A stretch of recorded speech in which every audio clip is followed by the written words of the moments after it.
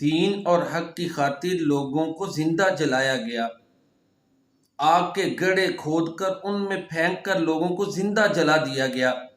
پیارے نبی کریم صلی اللہ علیہ وآلہ وسلم کی بعثت سے پہلے یہ واقعہ پیش آیا، 100 سال سے کم عرصہ پہلے یہ واقعہ پیش آیا تھا کہ یمن کا ایک بادشاہ تھا، اس کے پاس جادوگر تھا۔ جادوگر بوڑھا ہو گیا تو جادوگر نے کہا کہ مجھے ایک ہونہار بچہ دو جس کو میں اپنا جادو، اپنی یہ تعلیم کنورٹ کروں، جس کو سکھا دوں۔ جس طرح آج کل مشیر ہوتے ہیں، اسی طرح ان ادوار میں جادوگروں کی ایک حیثیت ہوتی تھی۔ پھر چونکہ وہ بادشاہ باطل کا پیروکار تھا، باطل پر تھا، اپنے باطل کو سروائیو کرنے کے لیے، اس کو بچانے کے لیے اسے جادوگروں کی سپورٹ چاہیے ہوتی تھی۔ اور باطل کا یہ طریقہ ہوتا ہے کہ اپنے جو لوگ ماننے والے ہوتے ہیں نا، اس کو قائل کرنے کے لیے، ان کو منوانے کے لیے وہ جادو یا اس طرح کے غلط علوم کا سہارا لیتے ہیں۔ چنانچہ مختصر یہ کہ وہ جو جادوگر تھا اس کو ایک ہونہار بچہ دے دیا گیا۔ پھر اتفاق ایسے ہوا کہ وہ بچہ جب جادوگر کے پاس جادو سیکھنے جاتا، ساحر کے پاس جاتا، تو رستے میں ایک راہب تھا، اس کے پاس وہ گیا، اس نے جو ہے نا وہ عبادت کا طریقہ دیکھا، تعلیمات دیکھی، بچہ ان سے بڑا امپریس ہوا، چنانچہ اس نے راہب کے پاس بھی جانا شروع کر دیا۔ اب وہ راہب سے بھی تعلیمات لے رہا تھا، دوسری طرف جادوگر سے جادو بھی سیکھ رہا تھا۔ کچھ دن ایسے ہی سلسلہ چلتا رہا، بلکہ اس دوران یہ بھی واقعہ پیش آیا کہ اگر بچہ ساحر یعنی جادوگر کے پاس تاخیر سے جاتا تو جادوگر اس کو سزا دیتا، گھر تاخیر سے جاتا تو گھر والے مارتے۔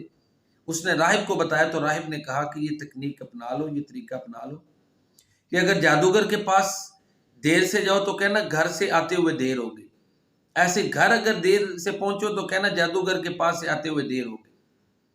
اسی اسٹریٹجی اور اسی پلان کے تحت بچہ چلتا رہا۔ راہب سے جو ہے نا وہ اس وقت ظاہر ہے کہ راہب کی تعلیمات دین حق تھیں۔ یہ پیارے نبی کریم صلی اللہ علیہ وآلہ وسلم کی بعثت سے پہلے کا واقعہ ہے، جس طرح کہ میں نے پہلے عرض کیا۔ چنانچہ دونوں سے وہ تعلیمات حاصل کرتا رہا۔ ایک دن ایسے ہوا کہ راستے میں ایک موذی جانور نے لوگوں کا راستہ بلاک کر دیا۔ کچھ کہتے ہیں وہ شیر تھا، کچھ کہتے ہیں وہ اژدہا تھا، مختلف روایات ہیں۔ اب بچے نے دیکھا، سوچا کہ میں پرکھوں گا کہ آیا راہب سچا ہے یا جادوگر۔ چنانچہ اس نے ایک پتھر مارا اور ساتھ یہ کہا کہ یا اللہ اگر یہ راہب سچا ہے تو اس کی تعلیمات پر عمل کرتے ہوئے پتھر مارا، اس جانور کو ہلاک کر دے۔ چنانچہ ایسے ہی ہوا۔ اب لوگوں نے یہ دیکھا، یہ بچے کی کرامت تھی، یہ ما فوق الفطرت عمل تھا۔ لوگوں نے بچے کی یہ کرامت دیکھی تو لوگ اب اس کے گرویدہ ہو گئے، اس کے پاس آنا شروع ہو گئے۔ اب بچہ کیا کرتا تھا؟ کہتا تھا اللہ تعالیٰ کی توحید کو مان لو، میں تمہارے لیے دعا کرتا ہوں، توحید کو مان لو، اللہ کی وحدانیت کا اقرار کر لو، اللہ تعالیٰ تمہیں شفا دے دے گا۔ وہ بچہ مستجاب الدعوات ولی بن گیا۔ اب ایسے ہی ہو رہا تھا، لوگ آ رہے تھے، ان کو شفا مل رہی تھی۔ اب اس کا شہرہ عام ہوتا گیا، بات پھیل دی گئی، حتیٰ کہ ایک نابینا کو بھی شفا مل گئی۔ بادشاہ نے انویسٹیگیشنز کی، پتہ چلا کہ یہ بچہ اور راہب یہ سارا جو عمل ہے اس کے روح رواں یہ دونوں ہیں۔ چنانچہ راہب کو بلایا گیا، اس کو بادشاہ نے کہا کہ یہ دین چھوڑ دے، نہیں تو میں تجھے جان سے مار دوں گا، ہلاک کر دوں گا۔ اب ظاہر سخت آزمائش شروع ہو گئی۔ راہب نے کہا کہ کسی صورت وہ اس دین حق کو چھوڑنے کے لیے تیار نہیں ہے۔ اقبال نے بھی کہا نا، یہ شہادت گئے الفت میں قدم رکھنا ہے۔ لوگ آسان سمجھتے ہیں مسلمان ہونا، چومے گویم مسلمانم بلرزم کہ دانم مشکلات لا الارا۔ اب دیکھیں کتنی سخت آزمائش ہے جس کا سامنا راہب کو کرنا پڑا۔ آرا لایا گیا، راہب کے سر کے اوپر آرا رکھا گیا اور اس کو چیر دیا گیا اور 2 ٹکڑوں میں اس کو جو ہے نا وہ کر دیا گیا۔ اللہ اکبر! یہ منظر بچہ بھی دیکھ رہا ہے، لیکن چھوٹا بچہ دیکھیں، اس میں بہادری، جرأت دیکھیں، بے باکی دیکھیں۔ چھوٹے بچے تو ایسے واقعہ دیکھ کے رونا شروع ہو جاتے ہیں نا۔ اللہ اکبر! اس بچے کا اللہ کی ذات پہ توکل، ایمان اور یقین دیکھیں، کوئی خوف نہیں۔ بادشاہ نے بڑا ڈرایا دھمکایا کہ یہ دین حق کو چھوڑ کے اس کے دین باطل کو مان لے، لیکن بچہ کسی صورت تیار نہیں تھا۔ چنانچہ بچے کو اس نے بھیجا اپنے فوجیوں کو دے کر کہ اس کو جو ہے نا، سپاہیوں کو دے کر اس کو پہاڑ سے نیچے گرا دو۔ اب صاحب کرامات بچہ تھا، اس کے جو سپاہی تھے بادشاہ کے وہ سارے مر گئے، بچہ صحیح سالم واپس آ گیا۔ پھر دوبارہ اس نے اور لوگوں کو دے کر بھیجا کہ جاؤ بچے کو جو ہے نا وہ کشتی میں لے جاؤ اور سمندر میں پھینک دو۔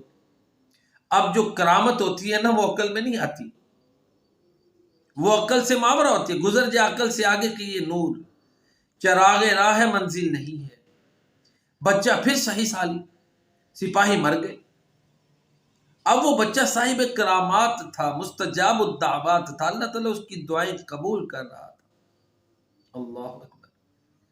اب بچے کا دین عام ہو رہا ہے، لوگ دین حق میں داخل ہو رہے ہیں، بادشاہ پریشان ہے۔ بچے نے ہی بادشاہ کو یہ رائے دی کہ اگر تم یہ چاہتے ہو کہ مجھے شہید کر دو تو یوں کرو کہ پبلک کو اکٹھا کرو، عوام کو اکٹھا کرو، مجھے ایک درخت پہ لٹکاؤ اور یہ اونچی پڑھنا بسم اللہ ربی ھذا الغلام، اللہ کے نام کے ساتھ جو اس لڑکے کا رب ہے، یہ پڑھو۔ مدد بھی مدد کے لیے آتا ہے نا، بااستعانت، اس کے اور بھی بڑے مقاصد ہیں، سبب کے لیے آتا ہے، یہ اسی طرح استعانت کے لیے بھی آتا ہے۔ تو بہرحال یہاں استعانت مدد طلب کرنے کے لیے کہ اللہ کے نام کے ساتھ مدد طلب کرتے ہوئے میں مارتا ہوں جو اس لڑکے کا رب ہے۔ چنانچہ بادشاہ نے 3 بار بچہ شہید ہو گیا۔ اللہ اکبر۔ اب دیکھیں نا اللہ کی قدرت دیکھیں، بادشاہ نے تو یہ عمل اس لیے کیا تھا کہ تاکہ یہ بچہ شہید ہو جائے گا، اس کا دین جو پھیلنا ہے وہ رک جائے گا۔ بادشاہ کہتے ہیں آتش پرست تھا، مجوسی تھا، کچھ نہ کہ یہودی تھا۔ بہرحال یہود اور عیسائیوں میں بھی یہ چپکلشیں چلتی رہی ہیں نا۔ ماضی دور کی بات کیا، ماضی قریب میں ہٹلر نے کیا کچھ کیا سب کو پتہ ہے یہودیوں کے ساتھ۔ تو بہرحال اب بادشاہ جو باطل پر تھا اس کا بطلان واضح ہو گیا، ہزاروں کی تعداد میں لوگ مسلمان ہو گئے، لیکن وہ بڑا بدبخت اور ظالم بادشاہ تھا۔ اس نے کیا کیا، گڑھے کھدوائے، گڑھوں میں آگ جلوا دی، اور اس کے بعد یہ کہا کہ اگر دین کو نہیں چھوڑیں گے، جو دین پہ قائم رہے گا اس کو آگ میں ڈال کے جلا دیا جائے گا۔ تو یہ دین ہے نا، قربانیاں مانگتا ہے۔ چنانچہ ایسے ہی ہوا، ہزاروں کی تعداد میں لوگوں کو زندہ آگ کے گڑھوں میں پھینک کر جلا دیا گیا۔ ان کا یہ جو واقعہ ہے سورہ بروج میں اس کی طرف اشارہ ہے۔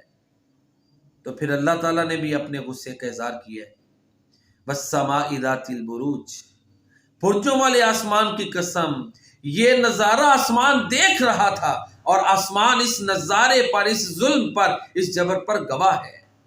وَالسَّمَاءِ ذَاتِ الْبُرُوجِ، مقسم بھی جس کی قسم اٹھائی جائے وہ گواہ بھی ہوتا ہے نا۔ وَالْيَوْمِ الْمَوْعُودِ، قیامت کے دن کی قسم، ہاں وہ عدل والا دن آئے گا، اللہ نے اس کو بھی گواہ بنا دیا۔ وَشَاهِدٍ وَمَشْهُودٍ، جمعہ کے دن کی قسم، عرفہ کے دن کی قسم۔ یہ جمعہ اور عرفہ اللہ کی عظمت کو ظاہر کرتے ہیں، جو اللہ ان دنوں کا خالق ہے، جس نے ان کو شان بخشی ہے، اور عرفہ کا دن جو اللہ کی کبریائی کی بہت بڑی دلیل ہے، وہ اللہ اس بات پر قادر ہے کہ ان لوگوں سے جنہوں نے گڑھے کھود کے اس کے نام لینے والوں کو، اس کا نام لینے والوں کو ان گڑھوں میں پھینکا تھا، ان کا انتقام لے سکے۔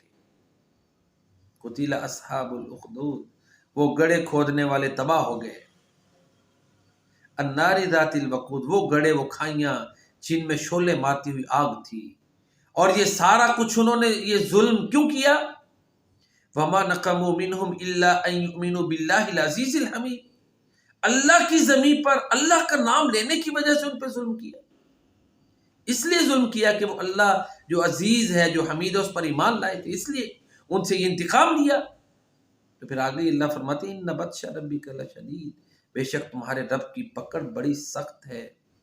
تو دیکھیں نا یہ اصحاب الاخدود کا جو واقعہ ہے، ایمان افروز واقعہ اس میں بڑے اسباق ہیں کہ وہ بچہ صاحب کرامات ولی تھا، اللہ کی راہ میں شہید ہوا۔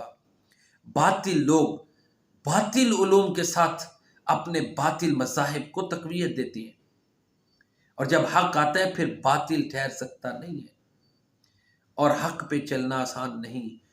دین کی تاریخ قربانیوں سے بھری پڑی ہے، حتیٰ کہ اسی واقعہ میں آتا ہے کہ ایک عورت تھی، اس کا چھوٹا سا بچہ، دودھ پیتا بچہ تھا، جب آگ میں گرنے لگی نا تو پریشان ہوئی۔ اللہ نے اس چھوٹے سے بچے کو قوت گویائی دے دی۔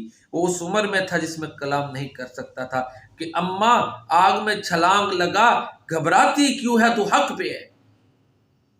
تو یہ حق ہے، اس کے لیے قربانیاں دینی پڑتی ہیں۔ ہمیں اللہ تعالیٰ نے بڑی آسانی سے، سہولت سے، دین کی نعمت سے مالا مال کیا ہوا ہے۔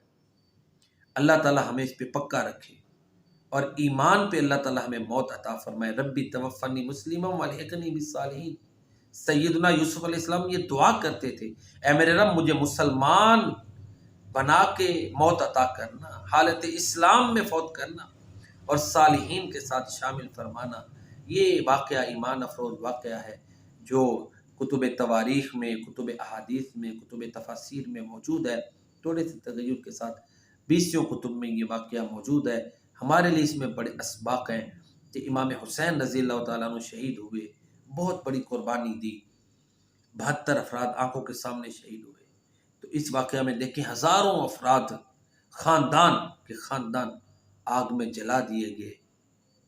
ان ظالموں کے نزدیک جرم کیا تھا کہ اس زمین پہ وہ ایک اللہ کا نام لے رہے تھے، اس کی توحید کا پرچار کر رہے تھے، اپنی ساری امیدیں انہوں نے اللہ سے لگا دی تھیں۔ تو یہی ہے نا، پھر اقبال کا وہ شعر یاد آتا ہے، یہ شہادت گئے الفت میں قدم رکھنا ہے، لوگ آسان سمجھتے ہیں مسلمان ہونا، اسلام اور امتحان لازم و ملزوم ہے۔ اللہ تعالیٰ ہمیں آفات، بلیات، وباؤں اور سخت امتحانات سے محفوظ رکھے۔ اللہ تعالیٰ ہمارے لیے جملہ معاملات میں آسانیاں پیدا فرمائے۔ وما علینا الا البلاغ۔